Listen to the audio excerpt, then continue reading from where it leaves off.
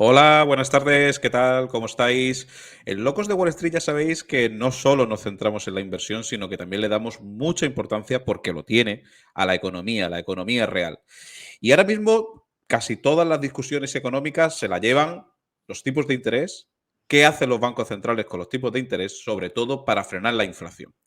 Y siempre podemos debatir, y de hecho lo hacemos en Locos de Wall Street, oye, están bien fijados los tipos de interés, los bancos centrales se pueden estar quedando cortos, necesitamos más subida de tipos, o quizás no, o quizás precisamente lo que tenemos que esperar es que esas subidas de tipos que ya están haciendo los bancos centrales tengan su efecto en la economía. Pero claro, la gran pregunta es cuál puede ser el faro para que precisamente los bancos centrales sepan qué tipo de interés fijar para convertir a esa inflación cada día más pegajosa.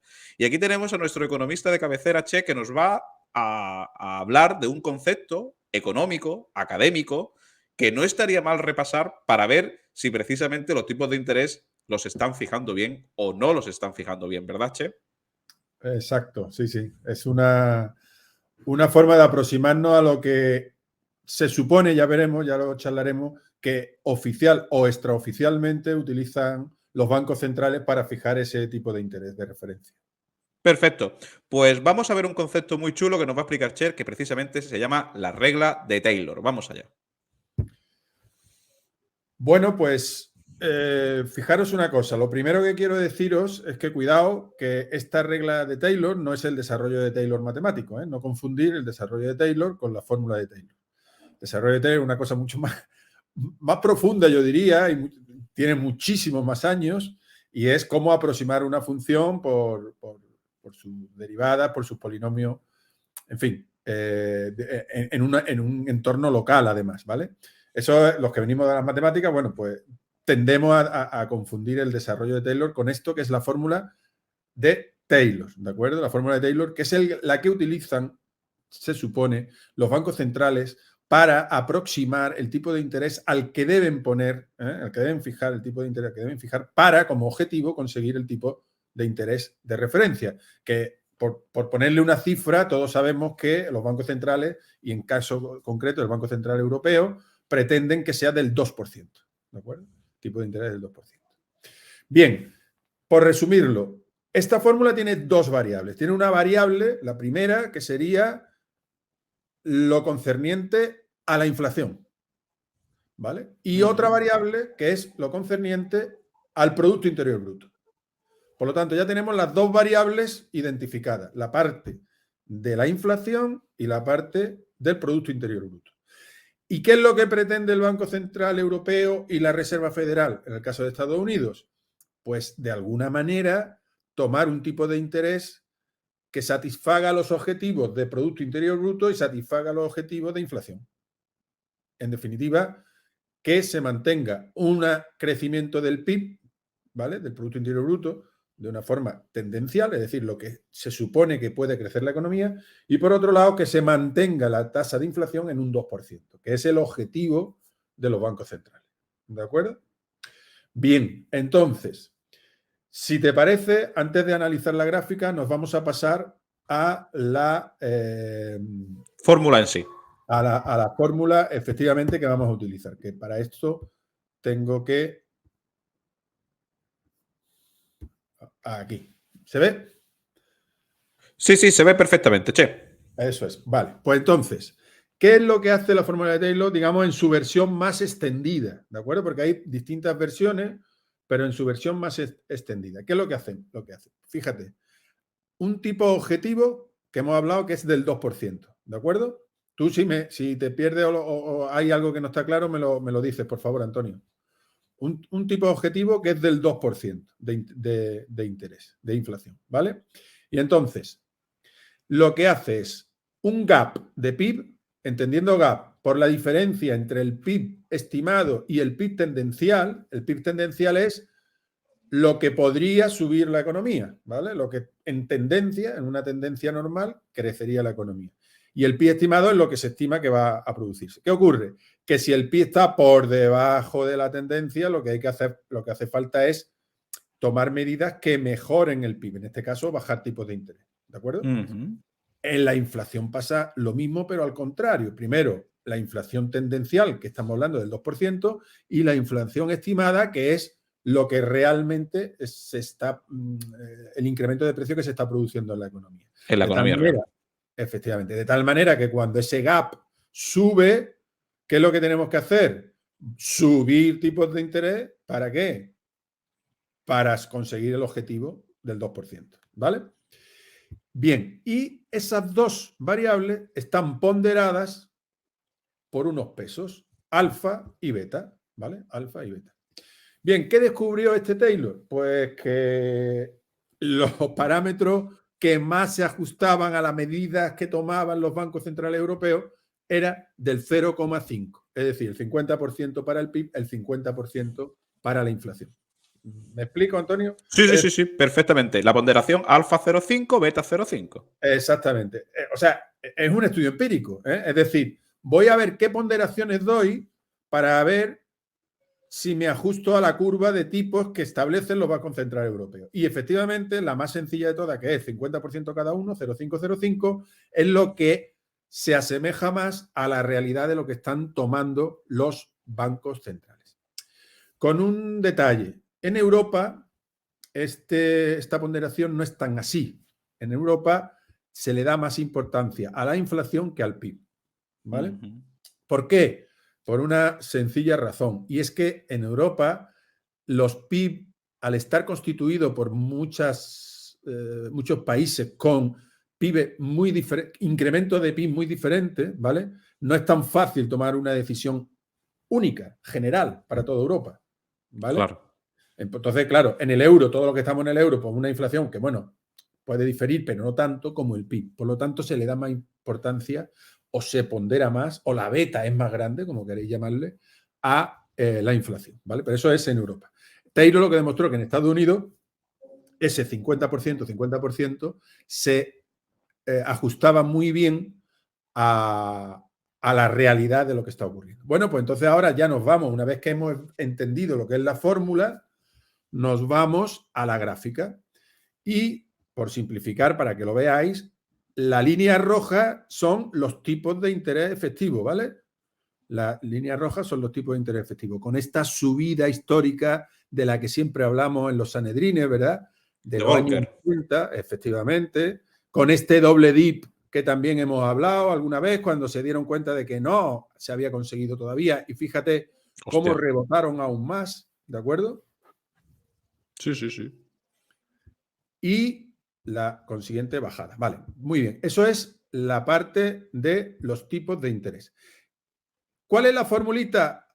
La azul. La fórmula de Taylor es la azul. Y fíjate cómo, salvo por ejemplo aquí, que hay una pequeña distorsión, se va ajustando muy bien con ese 0,505, se va ajustando muy bien a lo que realmente toma las decisiones que toma la Fed, ¿vale?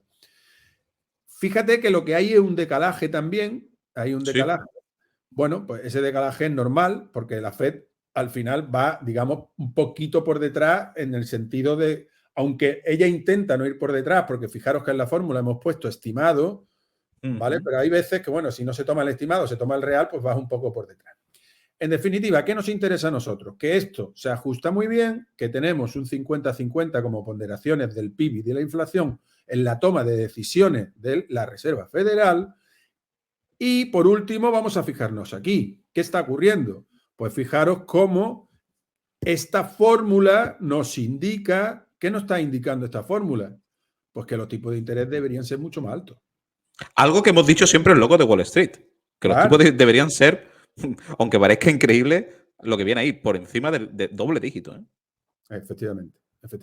Yo ayer charlaba con mi hermano, que está en la banca y tal, y conoce de lo que está ocurriendo con la subida de tipo a efectos de hipoteca y a efectos de impago, a efectos de, digamos, del sufrimiento que está produciendo esta subida de tipo de interés, porque sí es verdad que esta subida, fijaros aquí, esta subida es totalmente vertical, ¿verdad? Este rojo es la realidad, ¿no? Y esta subida es bastante vertical. Pero claro, dice, no, es que es históricamente vertical. Sí, es históricamente vertical, pero ¿con qué hay que compararlo? Hay que compararlo con la situación en la que están la inflación y el PIB y todo. Claro, entonces, si tú te das cuenta, la situación se ha disparado y los tipos de interés, aunque se han disparado, pero se han disparado muchísimo menos. ¿Me explico? Sí, sí, Entonces, sí. aquí, en este final de gráfico, se expresa muy bien y de forma muy gráfica, valga la redundancia, todo lo que nosotros venimos charlando en los Sanedrines en el tema de los tipos de interés y de la inflación. Se están tomando medidas que parecen fuertes, pero que se quedan a la mitad de lo que realmente habría que medir, que tomar. Y claro, las consecuencias de una subida parcial, pues no pueden ser más que parciales. Es decir, yo dudo muy mucho que la inflación se pueda controlar con tipos de interés reales negativos, que es lo que hablamos siempre. Tipos de interés que están por debajo y muy por debajo de la inflación. Si a eso le sumas, y vuelvo a la inflación, a la fórmula, si a eso le sumas que este diferencial que hay aquí, ¿vale? El del PIB. Exacto, el del PIB, no es tanto, porque es que no estamos teniendo problemas, sino que la tenemos. ¿Verdad? En Estados Unidos, ¿qué está ocurriendo? ¿Cómo está el mercado de empleo de Estados Unidos? ¿Cómo está la tasa de desempleo? Está en mínimo histórico. Sí. La economía está, digamos, funcionando a bomba llena. ¿Qué quiere decir eso? Que solamente hay una variable que está imprimiendo, digamos, las medidas que hay que tomar y es claramente la inflación. ¿Me explico? Sí, sí, sí, sí. Cuando tú tienes dos variables, una juega a favor de subir los tipos, otra juega a favor de bajar los tipos, pero la de bajar los tipos es que también está indicando que tienes que subir los tipos, pues tanto por una variable como por la otra, debes subir los tipos. ¿Me explico? Y entonces, ¿qué es lo que parece ser ocurriendo? Pues que no nos queremos poner del todo colorados e intentamos llegar de a poquito para que eso vaya bajando. ¿Se va a conseguir? Pues no lo sé, pero a la gráfica me remito. Tiene pinta de que podamos, y no quiero ser agorero, podamos repetir este pico de aquí, no sé si se ve mi cursor, en los años 80, Sí. donde se hace una subida, se cree que se ha controlado, y fíjate que la subida ya era por encima, ¿eh? Fijaros que la subida aquí era por encima. Se creía que se había controlado, se baja muy rápidamente y enseguida tuvieron que volver a subir, ¿vale? Y Bueno, pues, según hemos visto, según la fórmula de Taylor, para todos aquellos que piensen que la subida de la Fed está siendo muy extraordinaria, pues ya estamos viendo que según esta fórmula, amén de extraordinaria o no, que tampoco hemos visto con una perspectiva histórica de que no lo es, lo que se nos queda como resumen es que parece que es a todas luces insuficiente. uh-huh, Así uh-huh. que vamos a estar muy atentos. Como siempre, vamos a ir dando estas píldoras de economía. Yo creo que es muy interesante hacer un seguimiento a esta fórmula de Taylor. La Fed de San Luis, que es este organismo, la va publicando. Y como siempre, pues en Locos de Wall Street estaremos al tanto de la noticia y os iremos informando si este gráfico va cambiando. A ver si esta línea azul va bajando, se van uniendo a la línea azul y la línea roja, que es lo que debe pasar, pero mucho me temo que si creemos en el dato empírico, en la regla empírica de esta fórmula, como decía antes Che, si sigue habiendo esta distorsión entre la línea azul y la línea roja, pues quizás la inflación no nos la quitemos, siga estando igual de pegajosa. No sé, Che, cómo lo ves como epílogo de la píldora. Bueno, dos epílogos, Antonio. Uno primero, fíjate en el decalaje de tiempo que hay entre el azul y la roja, no solamente de altura, Sí. sino de tiempo. Es decir, la roja va por detrás del azul y bastante, Y bastante. ¿vale? Entonces, ¿eso qué quiere decir? Quiere decirse que se están tomando medidas escasas y medidas tardías. Te lo puedes leer en los dos ejes de la gráfica, Muy ¿vale? buena conclusión, sí, sí. Tardía a la derecha y escasa hacia arriba, ¿vale? Entonces, eso es abundar más en lo que estamos hablando ahora. Es que encima vamos un poco tarde. Y el segundo epílogo que me gustaría poner y que daría pie a un siguiente vídeo, porque aquí ya no lo vamos a tratar, es que todo esto va unido de medidas fiscales. Y las medidas fiscales son todas procíclicas, es decir, todas son proinflacionarias, ¿vale? Entonces, no solamente estamos tomando medidas escasas y tardías, sino que además estamos acompañándolas de medidas fiscales contracíclicas, procíclicas, con lo cual el efecto pues, va a ser aún menos. Pero ya te digo que eso podría ser para un siguiente vídeo. Muy bien, pues así lo haremos, así os lo comentaremos y vamos a estar muy atentos, como decíamos, a qué pasa con todo el suceso de los tipos de interés y la inflación, porque yo creo que es algo que como inversores nos afecta muy mucho. Muchas gracias, Che, y os esperamos a todos en siguientes episodios, siguientes programas de Locos de Wall Street. Hasta ahora. Chao.